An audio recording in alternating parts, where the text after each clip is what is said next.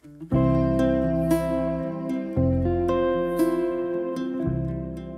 sa another episode ng Changed by Fate, hatid sa atin ng MX3. Kasama niyo pa rin po, Cheska San Diego Bobadilla. At ngayon, maganda ang ating pag-uusapan. May inspire na naman tayo dahil business ang ating business ngayong episode na ito. Naisip niyo na ba na gusto ninyong magnegosyo, pero ano kaya ang inenegosyo nyo? At meron ba kayong idea na once siguro nagnegosyo ako, wala na akong magiging problema at ayoko na kasi at pagod na akong maging empleyado? Yan ang itatanong natin sa ating guest ngayong episode na ito, na nag-start bilang empleyado, naging business person. Dati ang pinaparami daw pera, ngayon iba na ang pinaparami. Alamin nga natin kung ano yan. Kasama natin si Sir Ferdy Opeña, isang businessman or entrepreneur. Sir, welcome sa Changed by Fate. Hi, Jessica. Thank you for having me. Sir, na-mention ko kanina dati kang nasa corporate world, employee, pero ngayon businessman ka na. Yes, nag-start ako as a sales before. For 15 years, nasa corporate world ako. Okay. And then, masaya ang buhay nun, lalo nung bata pa ako. No? Pag nahihit mo yung mga targets mo, na kukuha mo yung mga quotas mo. Pero as time goes by, siyempre habang nagmamature ka, kakaedad ka, no? Napapansin mo na, parang maghahanap ka ng ibang excitement. Maghahanap ka pa ng ibang perspective sa buhay mo na gusto mong gawin. Ayun, that's why siguro may nilid kami ni Lord into something new, something fresher na negosyo pwede pa naman namin gawin. Negosyo naman. Okay. So for 15 or 16 years, sabi mo nag-employo ka into sales. Anong aspeto ng sales? We're into nutritional So isang multinational company and we're engaged in promoting it ethically sa mga doctors, sa hospitals. Oo. So, parang mga pharma companies, into wellness, exactly, ganon. Precisely. Yun ang aking job before. Hanggang na-promote ako, naging manager ako, nag-handle din ako ng tao. And then, ayun, tapos ang wife ko din, kahit so happy na same industry kami. Okay. And then she discovered something na pwede naming pasukan na venture na passionate siya about it. Pero sabi mo nga happy ka dun sa loob ng 15, 16 years, na-promote, nag-grow in terms of professional career. Hanggang saan ka nakarating? Naging manager ako ng Quezon City that time. So yung mga distribution, lahat ng leg ng inyong sales industry. Yes. In fact, ang sarap ng buhay, you get to travel for free. At saka malaki ang kita sa ganyan maganda kita. Oo. Provided ang iyong ground transport and may sarili kang sasakyan, di ba? May pati abroad gas pa. May travel ka abroad. You can eat anywhere saan mong gustong fine dining restaurants na gusto mong kainan. Kaya lang, ayan may darating siguro sa point na parang maghahanap ka rin ng ibang, sabi mo nga, excitement, challenge sa buhay mo. And then, ayun, nag-venture kami into something. Oo. Para dun sa mga empleyado ngayon na madalas kasi ang naririnig natin na pagod na ako maging empleyado. Pero yung iba, katulad mo, sabi mo nga nandun sa point na, hindi, okay lang, nag-e-enjoy pa ako Did it come to a point na mararamdaman mo ba talaga na okay na ako dito, next. Yeah. Parang next stop naman. Actually, sa case ko, hindi naman talaga ako nagsawa. Or napagod sa trabaho. It's so happen lang na nakita ko na what I learned is meron talagang season sa buhay natin. May pagdadaanan kang season. Maybe in your 20s, mag-aaral ka, diba? Early 20s. Tapos pagdating mo ng mga 30s ka na, yan, mag-work ka pa Pero pagka nalampasan mo na yung age na yan, maghahanap ka na ba ng ibang level of satisfaction? Okay. Gusto mo ng more fulfilling job. Sabi ko sa sarili ko, baka dumating naman yung panahon na instead na ako yung nagtatrabaho, ako naman yung magbibigay ng trabaho.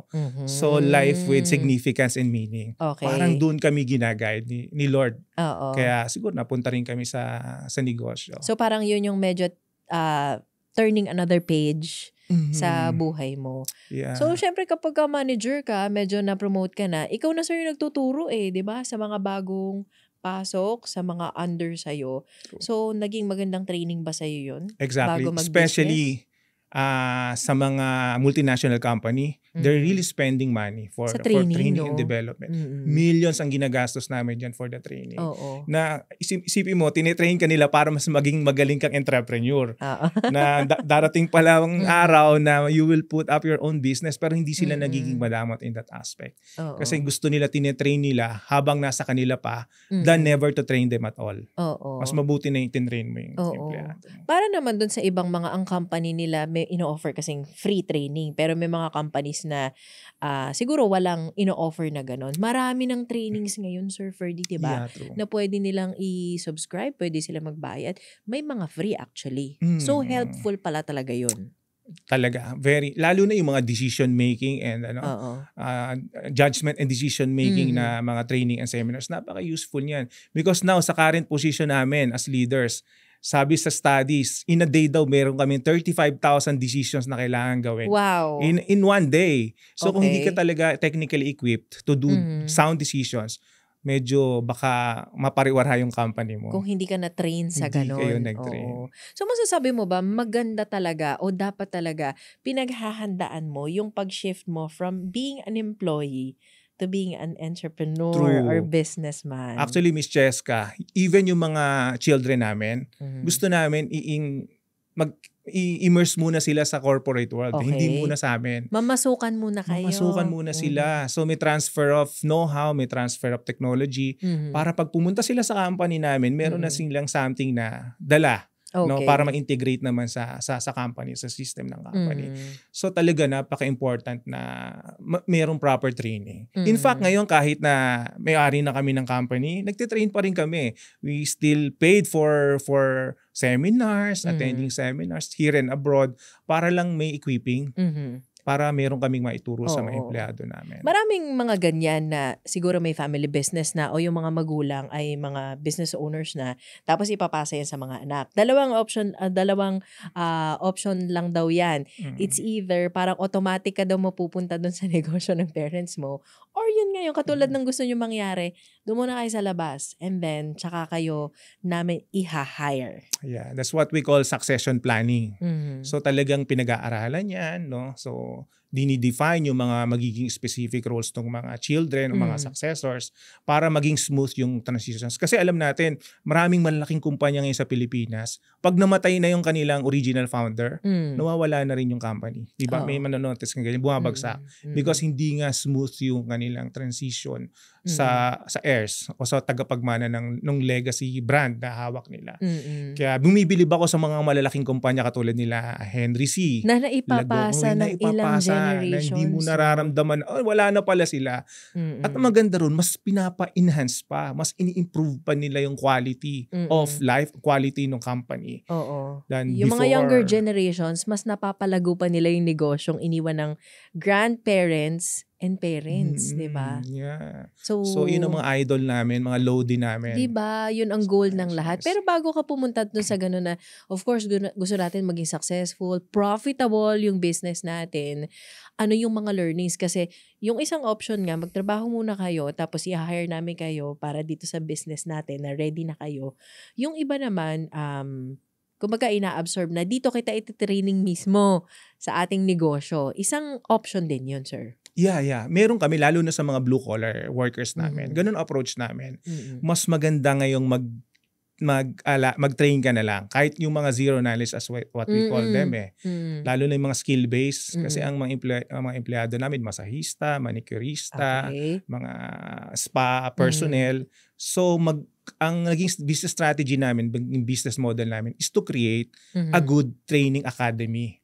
Parang meron kang training house. Para mayroon kang school. May school ka na itatay. Doon mo sila i-train. Kasi ngayon, pag kumuha ka ng medyo, alam mo na, up there na yung kanilang level of competence, medyo attitude ang nako-compromise. Mas mahirap daw mag-unlearn kaysa mag-learn. That's true. Na-experience nyo yan. That's true. Maraming ganon. Siyempre, once they get hired sa company namin, they have to adhere to our standards, our SOPs. Kung minsan doon sila nahihirapan. Kasi ang alam nilang SOPs, alam nilang standards, yung natutunan nila way back. No, may sarili silang style na. Meron na. Yun ang struggle namin. Unlike yung fresh, wala pang alam, tuturuan mo yan, ay, just like a sponge, absorb talaga Oo. nila from point 1 to point... Kuha lahat. Kuha nila lahat. Kaya Okay. mas maganda yung learning. Oo. From an industry na nasa sales kayo, into wellness, into pharmaceutical products, parang mga ganon, into health and taking care of the body. Napunta rin kayo sa medyo hawig naman na negosyo. Ano yung mga negosyong itinayo nyo, sir? Yes. Actually, yung hawak ko ngayon, currently, I'm the president and CEO. By position lang yon, pero sa office, alam mo na, humble servant lang din tayo, no? Tagapangasiwa lang din ng kumpanya. Meron kaming mga subsidiaries So mga concepts na nag-originate because of our principal brand, yung Nails.Glow, na hinahandle naman ng wife ko. Ayun, ang unang-unang negosyo ninyo is yung nail salon or nail shop. Okay. Yeah. So yung Nails.Glow. Yes. Okay. Tapos nanganak siya ng ibang concepts. Like, syempre, ang kapatid niya nun, pagka nagpasalon ka, yung asawa, kailangan naman magpamassage. Okay. So that's why we have a Watpo Thai massage concept. Oo. So meron din kaming skin. Medyo spa naman yun. Spa naman siya. Okay. So Skin.Glow, sa skin lines, tapos lashes, lash.glams, and then meron kaming mandatory cut kasi barbershop. Okay. Sa mga gusto namang male customers na magpagupit. So may ganun kaming concept. And we are into franchising. Okay. Pero hindi naging madali yan na kapag nag-open ka ng isa, sunod-sunod ng mag-open. Ilang years bago siya nasundan? With Nails.Glow, I'm speaking of the first branch venture, namin. oo. Medyo mabilis siya. Okay. So surprisingly, medyo mabilis siya. In span of 1 year, another branch will be opened a year after. So mabilis siya. Nasabayan din ba kasi yung nauso na yung mga ganyan? That's one thing. Tapos konti lang din ng mga players kasi. I mean sa mall. Ang naging business, kasi namin, business strategy is to enter the mall. Kasi karamihan mo malalaman, makikita mo na sa outside mall, nasa neighborhood, di ba? So kami, ang naging business strategy namin is to go inside the mall. Penetrate namin yung mga mall. Na konti lang din ng mga big players. Okay. From being an employee, sabi mo nga sir, yung skill set nyo na increase, na develop siya, nagamit nyo, of course, dito sa pagtatayo nyo ng inyong business, pati network, di ba? Sure, Siyempre, yeah. marami ka nang kakilala. Ano yung medyo unang-unang challenge na na-encounter ninyo na parang, oops, may ganito pala? Well, of course, sa franchisees, no? Number one is sa franchise. Paano kang makakakuha ng franchisees? Kasi relatively, hindi naman kami kilalang brand. We started from scratch. Unlike yung a branded one, kami naman locally made brand lang. So, yun ang unang challenge namin. How can we acquire franchisees? That's one of the biggest. Pero nung nagkaroon na kami ng maraming franchisees, ang naging next concern naman namin, tao. Okay. Kasi skills, di ba, skills based So, wellness is about contact service sa mga empleyado, sa mga customers namin. Kaya ang naging problema talaga namin, ang difficulties namin will be hiring the staff or the spa personnel. Nung nagpunta na kayo, nag-venture na kayo sa sarili nyong negosyo, ano yung mga na-discover nyo rin sa sarili nyo, sir? Kayong mag-asawa, lalo na you as sabi mo nga, CEO, president, CEO, ano yung mga na-discover mo pa compare dun sa ikaw ay boss ka na rin naman, di ba? Sa iyong previous job. Ang na-discover namin, mas maganda if we work together as a team, sa partner. Kung ako lang o kung sila lang, medyo mahirapan Kasi katulad namin, ibang iba ang expertise namin. My wife is into numbers kasi accounting graduate siya. Okay. Ako naman sa sales, so I'm more on words. Mas magaling ako mag-play up ng words, mas maboka. No? So, mas maging maganda yung tandem namin na before, nung nasa corporate kami, hindi namin madidiscover yun kasi we're working differently on different companies Pero ngayon, nung hinahandle namin yung companies namin together, nakita namin, mas maganda nga yung dalawa yung nagpapatakbo, the husband and wife. Tapos nakita rin namin sa statistics, very glaring sa mga friends din namin na nagtayo ng ganitong klase ng business. Kapag wala silang partner, nahihirapan sila. Okay. Nagko-close down yung store. Hindi siya nagiging sustainable. Hindi siguro katulad ng faith namin na talagang we're destined to handle this kind of business na mas magiging effective and Oo. So, successful. teamwork talaga at saka yung magagawa mo ng mag-isa, mas easier kung may kapartner ka. Pero totoo din ba, Sir Ferdy, na lalo na kapag ang kapartner mo, asawa mo? Nag-aaway ba kayo? Good question. Ako, nung una, yun ang sinasabi sa amin ng mga counterparts namin, ng mga colleagues namin. Huwag kayo magnenegosyo together. Araw magkasama, mag-aaway kayo niyan. Well, meron din, on the side, meron ganon, pero hindi maiwasan yun. Hindi maiwasan yun eh. Kasi siyempre part ng married life yun eh. Pero nakita naman namin is, mas pinatibay kami ng mga ganong sitwasyon sa buhay namin. Kakaroon kami ng problema. And at the same time, mas yung mga decisions namin, mas naluluto siya. Mas napapolish yung mga decisions namin. Kasi may pinagdadaanan eh. Kasi not all decisions pareho kami ng magiging decision eh. So we argue agree to disagree. Ayan. Diba? Most of the time. Kaya mas nagiging maganda yung resulta. Nagkakaroon lang daw sila ng passionate discussion. Hindi daw sila nag-aaway. Okay. So from being an employee, naging business person, kung titingnan mo looking back, parang okay naman. Although it's not a walk in the park, diba? Pero more or less, okay naman ang takbo. Pero may masasabi ka ba, sir, na pag binalikan mo, may mga failures ba, may mga struggles ba na na-experience kayo? Yes, sa startup, marami. Siyempre, especially sa mga franchises namin, Normal dependent naman sila yun. sa amin. O paano nilang i-manage, i-run yung start nila. It's very normal. Kasi sa amin, ang na-realize nga namin good thing hinarap namin yung mga problema na yan. Kasi doon kami natuto. Okay. Doon sa mga first stores namin, ang dami talagang problema. Yung breakfast mo, lunch and dinner mo, problema issues di ba? Yung nakakaharapin mo.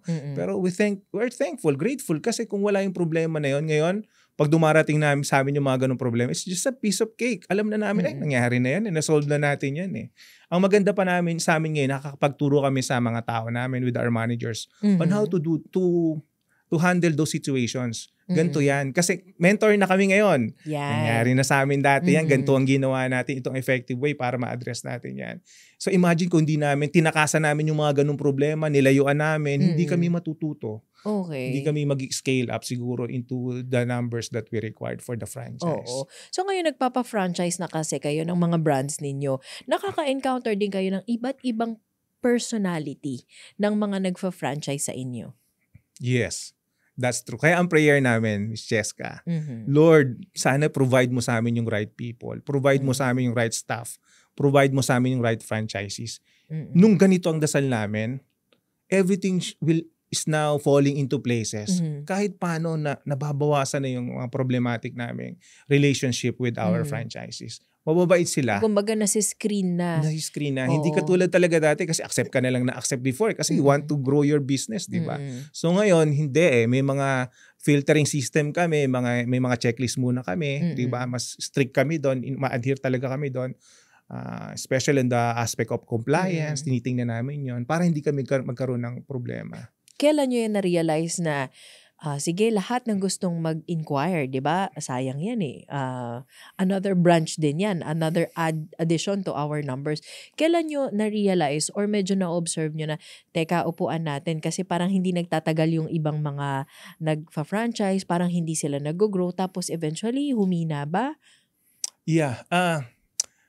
Naramdaman namin yun nung sinabi na talaga deliberate na sinabi natin sa team na hindi lahat tatanggapin natin. We have a certain criteria. Pag hindi sila papasok doon sa criteria natin, hindi natin sila ma-accept. Makikita na kagad namin yan May mga checklist na kagad kami kung nagmamatch ba yung mga values namin with each Naaral other. nyo na, no? Naaral talaga namin siya before we sign the franchise agreement. Okay. Kaya nakikita na namin. Ilang branches na daw meron ngayon? Yeah, yung Nails That Glow, my wife's business is was sa 130 stores na to. Nationwide? Nationwide. Okay. Luzon, Visayas, and Mindanao. Tapos meron din kami sa Saudi Arabia. Meron kaming 5 stores. Na Nails That Glow? Nails That Glow branch siya. Okay. Nadala namin doon. And then sa new concepts which I am handling, mga 20 stores nationwide.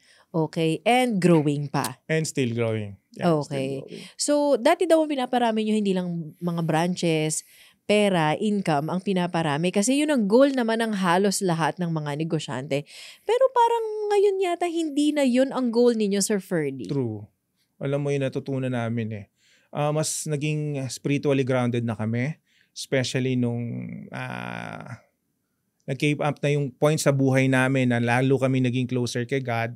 Dahil nagsiserve kami ngayon sa isang parish namin sa Tanay Rizal. Okay. Especially nung pandemic, doon kasi kami nagstay. Nag-serve ako, nag-ganun din yung wife ko, nag-serve kami. And then, in fact, meron ako ngayong as lay minister, meron akong na-assign sa akin na DSWD Boys Town, yung mga offenders, crime offenders na minors, no? So I gave Bible service one Sunday in a month. So ako yung nagpi-preach sa mga bata na to. So yun ang advocacy ko spiritual advocacy ko. Offer ko na yun sa mga bata na yung time ko, kahit na busy, no, pupunta ako ron just to preach, no. Tapos ako yung magbigay sa kanila ng Holy Eucharist. So ang learning ko dito is, number one sa company namin is you are blessed to bless. You are blessed to bless others. So, hindi kami binless for ourselves alone. Para enjoyin mo lang. No? Dumadaan lang talaga sa amin. So, hindi talaga kami dito para magpayaman na sobra. Ang happiness namin ngayon, makita namin yung mga empleyados namin na happy. Makita namin yung mga customers namin na happy kasi nasa-serve namin sila tama. And of course, yung mga franchisees namin na nag-invest namin na ibabalik namin yung kanilang investment. At kumikita sila. Yeah. So dapat happy din sila. Yes. At saka maraming nagkakaroon ng trabaho pag marami kayong branches. Isa pa yon. Speaking of trabaho, no? Isa pa ring turnaround sa amin. Before kasi, nung nasa corporate world kami, ang mindset namin is, get that peso value, di ba? Bottom line sales. So nagbago lahat yun nung nakilala namin si God through nga doon sa community namin na we belong, no, kay Brother Bo Sanchez. Natutunan namin doon na it's profit first. It's people first before profit. So una dapat ang tao kaysa sa kita. Dati hindi, baligtad kami. Entrepreneurial mindset, paano tayong kikita na lahat ng gagawin natin, anong araw ay sa atin yan. So nagkaroon kami ng change of heart, change of mind, change of strategy. Kasi para sa amin talaga, love still the best business strategy. So mahalin mo muna yung mga empleyado mo. Pakita mo you care para ibalik nila sa iyo. Sigurado, ibabalik nila kung ano may investment mo through their hard work, through their efficiency sa work nila. Diba sabi nga, people don't care how much you know until they know how much you care. So, importante sa tao na nakikita nila nagkikare ka. Sila yung magtatagal sa company mo at magsaserve sa'yo with all honesty and integrity all the time. Maraming mga horror stories yung ibang mga negosyante na nasi-share nila na ayoko na magnegosyo kasi niloko ako ng tao ko, niloko ako ng mga supplier ko or customer ko. May ganyan ba kayong experience or ano ang masi-share yung insight sa kanila? Madami. Actually, during the maiden stage namin, naloloko kami ng staff, may pilferage, no? May theft. Uso na ba ang scam noon? Na-scam na rin kayo? Sa scam, hindi kami masyado kasi yung wife ko magaling sa ganyan. Nadidetect niya kagad kung scam Siguro yung mga normal offense na nakakapagnakaw, pilferage, gano'n, nawawalan kami. Pero ang naging principle namin dito is gawin namin yung magandang company policy. No? Maging strict kami sa company policy at integrate namin sa kanila yung value system ng company, core value system ng company. Tapos nakikita namin kung sino lang yung talagang makaka-adhere doon at magi-embrace doon sa core values. Sila lang ang nag-i-stay. Okay. Yung hindi, mga violators, yung alam mong gagawa na, mawawala sila. So yun, pa rin siya, nakadikit pa rin siya sa prayer namin na, Lord, give us the right people. Give us the right managers. Give us the right frontliners na magtatrabaho for us. Kasi lesser problem kapag binigyan ka ng tamang empleyado. Sa mga kwento mo palang, Sir Ferdy, nandun yung pagtatrabaho kasi may negosyo ka. Pagtitrain ng tao kasi may negosyo ka. Yes. Pakikisama sa mga tao mo, iba't iba ang ugali niyan. I agree. Kasama yan sa pagnenegosyo. Pero marami sa mga, lalo na siguro yung mas younger generation ngayon, ang mindset, hindi na ako papasok sa empleyo kasi gusto ko magnegosyo. Hawak ko yung oras ko.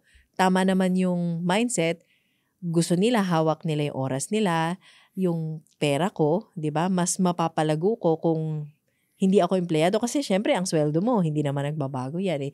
Anong insight or anong pointers ang pwede mong i-share sa kanila bilang galing ka na sa corporate, nag-empleyado, tapos nagnegosyo? Yes, maraming school of thoughts dyan eh. Number one, yung iba, they're saying na, katulad ng standpoint ko, no, na kailangan before you engage yourself into this kind of business venture alone or entrepreneurship, dapat ma-acquire mo muna yung tamang skill set na pwedeng may provide sa'yo ng isang company na pagtatrabahuhan mo. Okay. Yung iba naman, jump kagad into entrepreneurial thing. Pero hindi kasi lahat, Cheska, gifted to become an entrepreneur. Hindi lahat na. Alam mo naman yan, di ba? May pera, mag-i-invest ng ganito, hindi sila nagiging successful. Di ba? Kasi tinetest pa tayo ni God. Maraming testing na binibigay sa atin si God na hindi ko alam kung ano yung testing for each of us. No? Yung iba, tinetest sa maliit na bagay, binibigyan ng money or income na ganito. Ano yung ginawa niya sa income na yon?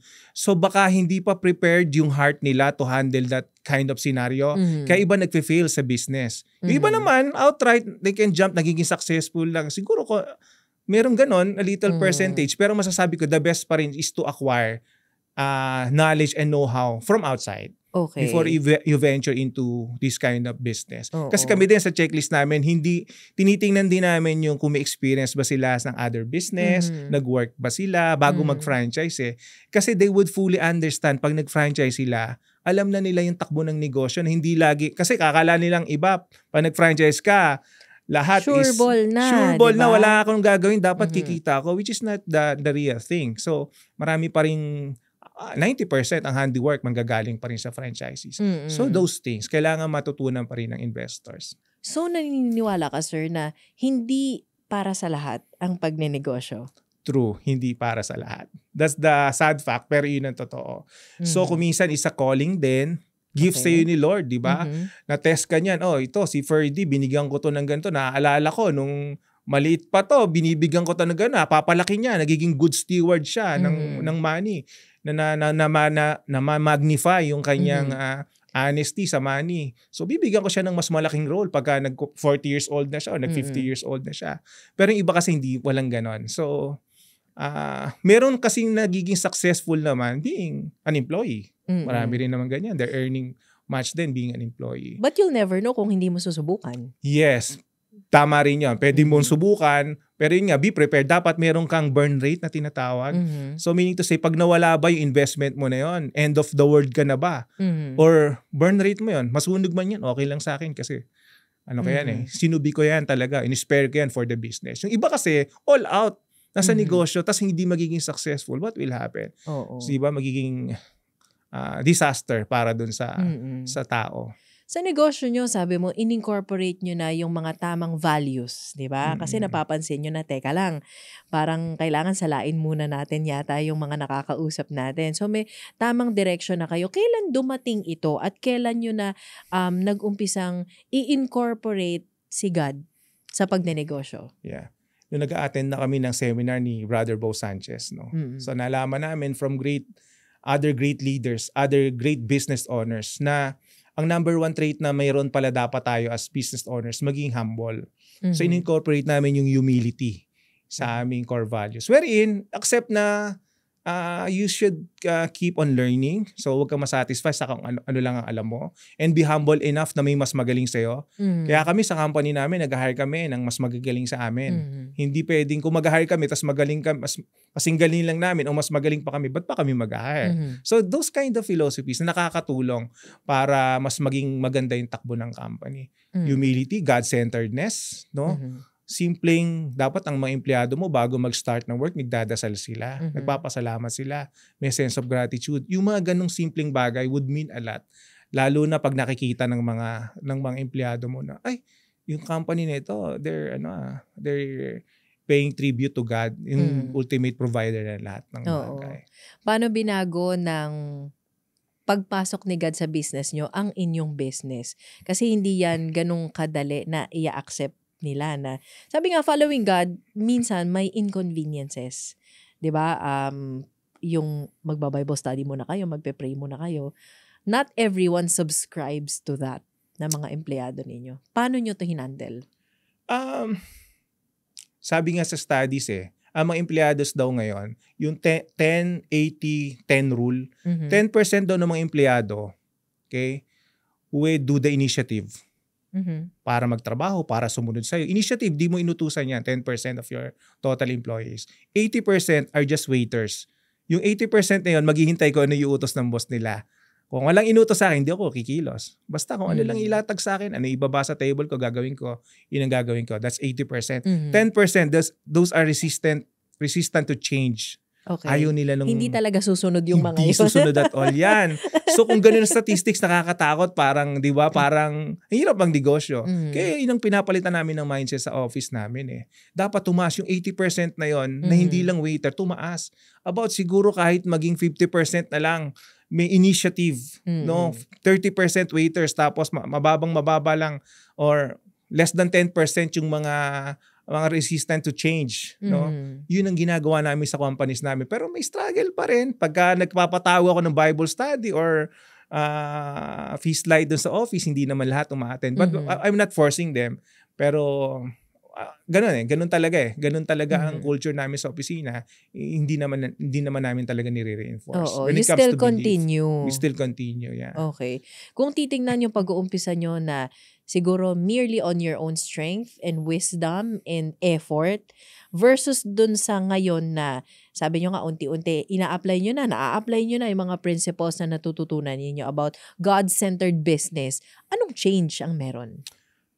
Ang change is being connected to the source. Always. We're always connected. We're grounded sa mga gagawin namin decision. Naka-connect kami kay God. Ang laking bagay nun Kasi sometimes you get overwhelmed with your success. Diba? Ang dami nyo ng franchises, ang dami nyo ng stores Diba? Hindi nyo na kailangan si God. Pero kami baligtad. The more kaming nagkakaroon ng maraming income, maraming franchise, maraming naniniwala sa amin, the more na nagkikling kami dun sa real source namin. Of course, mas nagiging intense ang faith namin. Ang aming prayer time namin mas magiging deliberate, no? Mas nagbibigay kami ng time kay Lord na i-worship siya, i-pray siya, glorify Him sa lahat ng mga pumapasok sa aming mga biyaya. Kasi talagang channel lang naman talaga kami. We're just steward. No? Lahat ng binibigay sa amin, alam namin, temporary lang to.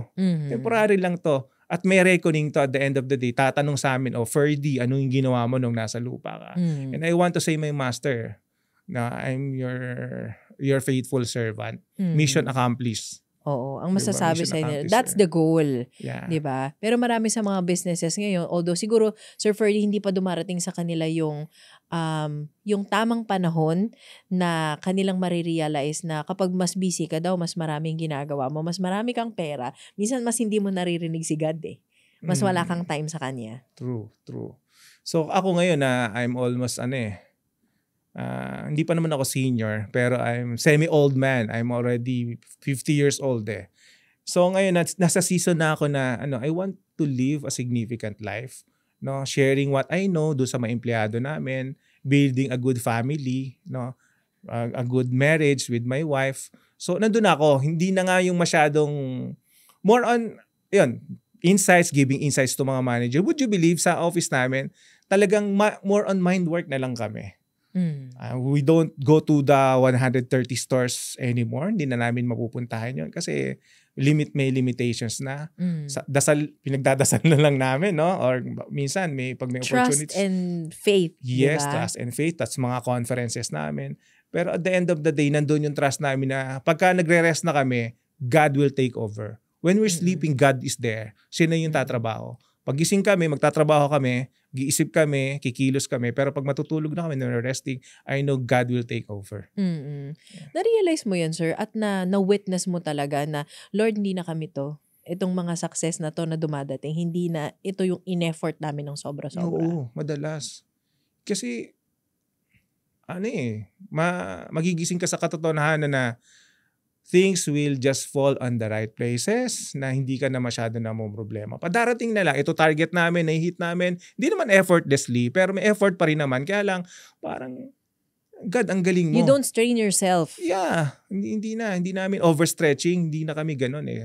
We pass the stage na eh. Ang pinupush namin yung mga tao namin, managers namin, through motivation, guidance, sila yung nagtatrabaho for the company. So kami, more on spiritual guidance na lang and executive decisions ang ginagawa namin sa opisina. So ngayon, sir, mas more nag-i-invest kayo, you train more leaders sa inyong group, more, kumbaga, yung skills na kailangan nilang matutunan, at saka nag-i-invest kayo dun sa next generation. Kasi sabi mo nga, yung mga bata, parang nagte-take time ka talagang turuan sila. Yes, that's true. And then yung inclusiveness, di ba? So, dati kasi konti lang kami sa opisina eh. Kaming dalawa lang ni Ma'am AJ, may dalawang secretary, isang ano. Ngayon, marami na kami sa office. So may variations na of personalities. So hindi na may bata doon, may millennials doon, may Gen Z, may Gen Y. So all sorts of generations nandun na lahat. So it really takes a lot of skills, no? Para ma-blend in lahat ng ganitong complex personalities. So ang pagnenegosyo talaga ngayon, lalo na sa point na ito, na-realize na ni Sir Ferdy na hindi lang para sa sarili niya. Diba? Even sa Bible sinabi yan, Philippians 2 verse 4, na gagawa ka ng mga bagay not for your own interest, but to help also others, but also to uplift yung mga ibang tao. So nandun ka na sa point ng buhay mo na yun. Yeah. And even in Jeremiah 29:11, di ba, sabi, for I know the plans for you declares the Lord. The plans to prosper you and not to harm you. The plans to give you hope and a future. Sabi ko, Lord, ang sarap. Kasi parang nandito na kami sa stage na binibigay niya na yung mga positive. No? Nire-reap na namin yung whatever positives na probably tinanim namin years ago, na nire-reap na namin yung rewards namin. Pero ultimately, of course, our rewards will be in heaven. Yung talagang pinaghahandaan namin eh. So, we yung will eternal reward. Eternal reward, no? Na hindi nasisira ng tanga at ng kalawang.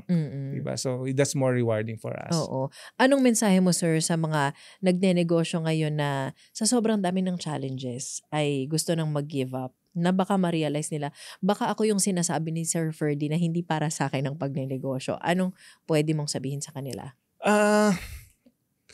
Ang pwede niyong gawin kung meron kayong pwedeng i-reach out na mentor, ano? That's number one, na pwedeng makapag-advise o magbigay sa inyo ng consultation. Kasi mayroon din namang mga tinatawag na exit plan eh.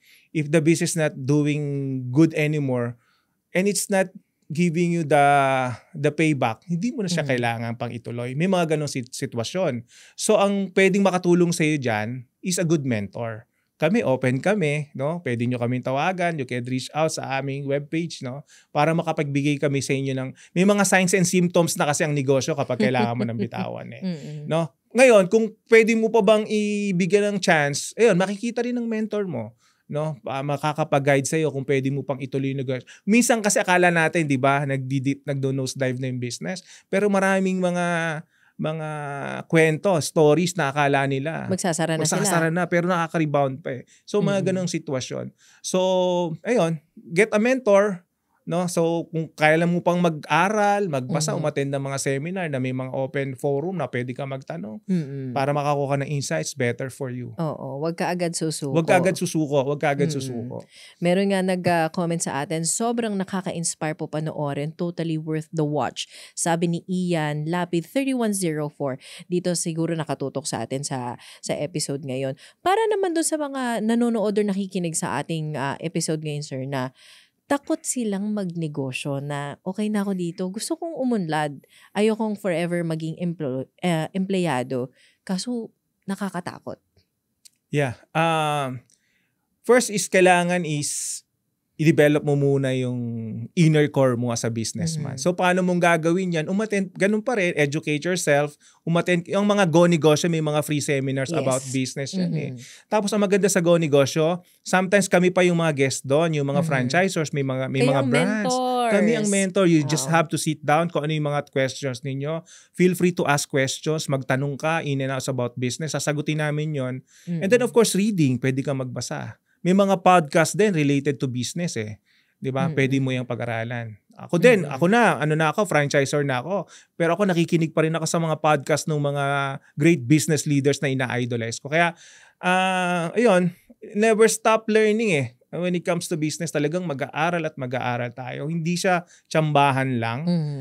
Pag Hindi siya tsambahan kasi, option. hindi siya option. Yeah, talaga mag-invest ka talaga ng time. So para dun sa golden question na kapag naging negosyante na ako, mas madali na ang buhay para sa akin, true or false? Trolls. True because number one is, sabihin na natin na rewarding din siya, no?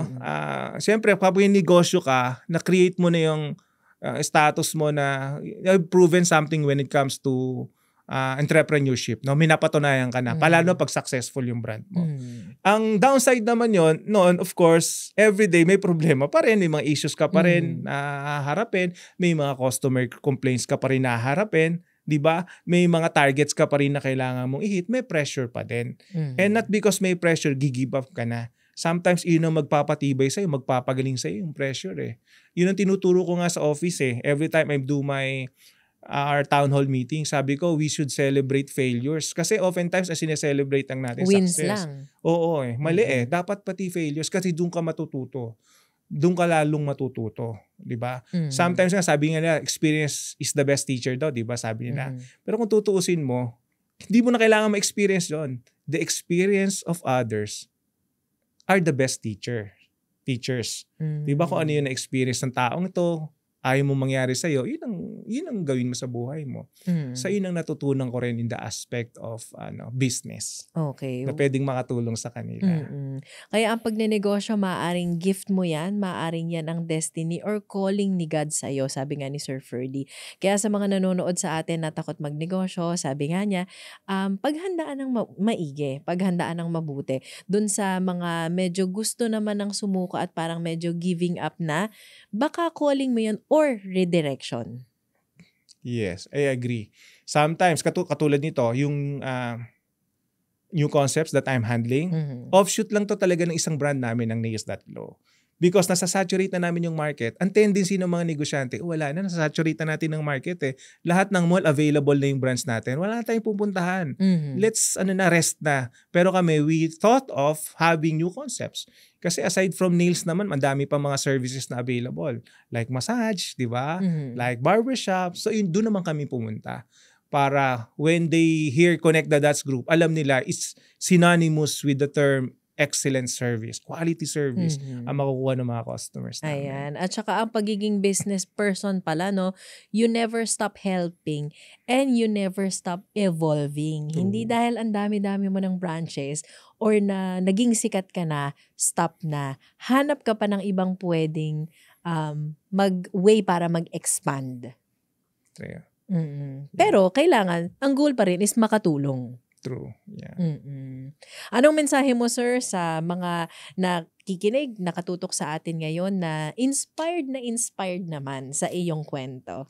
Ayun, always put God first sa lahat ng mga bagay, undertakings na gagawin mo, and He will lead you to the right path. Sabi ko nga, hindi naman namin hinihiling na mabawasan yung problema namin, mawalan kami ng problema eh. Pero si Lord ang gumagawa na mas maging seamless yung mga transaksyon namin, madala kami sa tamang transaksyon, madala kami sa tamang tao, no? Para hindi kami, makatulog pa rin kami ng maayos. Kasi sabi nila, pag may negosyo ka raw, limited lang yung tulog mo eh. Pero kung kay Lord ka, bibigyan ka niya ng peace. Inner peace, makakatulog ka kasi hindi ka nalalaman ng kapwa mo. Diba, ginagawa mo yung best mo to serve your community, to serve your people, to serve God. So ito yung magpapatagal sa'yo. Our company's been here for almost 16 years. And hopefully mapasa pa namin sa next generation ng mga anak namin for another maybe 20 years. No? So ayun, basta si God yung center ng negosyo nyo, siya yung lalagay mo sa gitna. Everything will fall in the right places. At sabi nga, huwag kakalimutan, laging tatandaan, it is the Lord God who gives us the ability to produce wealth. So, Amen. Sir, maraming salamat na inspire kami at nagkaroon kami ng hope na pwede kaming maging very successful business person katulad ninyo. Salamat din. Thank you for your time. Ayan, nakasama natin si Sir Ferdy Opeña at nagbahagi ng kanyang mga learnings, ano ba yung mga challenges and the wins na na-experience niya bilang empleyado at ngayon ay successful na negosyante. Yan na po muna yung ating kabuuan ng kwentuhan sa Changed by Fate. Naging katuwang muli natin ang MX3 Natural Supplements. Nakasama niyo rin po Cheska San Diego, Bobadilla hanggang sa susunod.